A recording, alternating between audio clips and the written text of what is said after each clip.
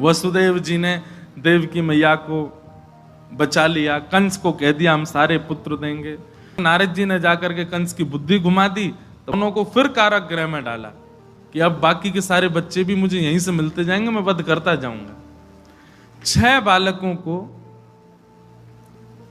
कंस ने मार दिया। 7वें बालक के रूप में श्री बलराम जी आए। भगवान ने योग माया से कहकर के उनको स्थानांतरित करवाया और 8वें बालक के रूप में भगवान श्री कृष्ण पधारे।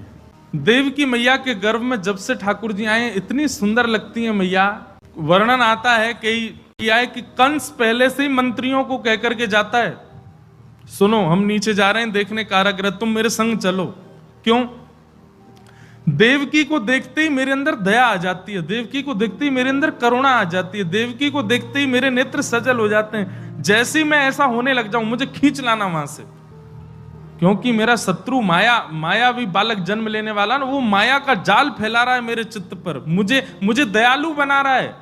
कंस की भी यही हालत हो रही है। वो देवकी को जब देखने जाता है तो मंत्रियां भी उन पे कोई प्रभाव नहीं होता, और जब कंस देवकी को देखता है तो कंस के नेत्र सजल हो जाते हैं, हृदय में प्रेम भराता है, दया भराती है। भादों का महीना आया, धीरे धीरे भगवान गर्भ में आ चुके हैं। भादों का महीना, मंदम मंदम जलधारा, मंदम मंदम जलधारा गिर रही है आकाश से। मंदिराचल पर्वत पर जितनी भी चंदन की सुगंधित लकड़ियां हैं, उनकी सुगंधी को पवन अपने में समेट करके बह रही है। तभी एक दिव्य तेज प्रकट हुआ और देवकी मैया के गर्भ से शंख चक्र गदा पद्मधारी श्रीमन नारायण ही बाल रूप में प्रकट हुए। ठाकुर जी जब प्रकट हुए हैं तब ठाकुर जी चतुर्भुज में आए, पीतांबरी पहन के आए, कौस्तुभ मणि पहन के आए, लेकिन ठाकुर जी बड़े रूप में नहीं आए, बालक के रूप में ही आए, छोटे से बालक। नेक से लाल जी शंख चक्र गदा पद्म, मोटे मोटे गदमदरा से हाथन में ठाकुर जी के में शंख चक्र गदा पद्म लगे भये हैं, और नेक सी पीतांबरी ठाकुर जी ने पहनी है, गले में छोटी सी कौस्तुभ मणि धारण कर रखी है।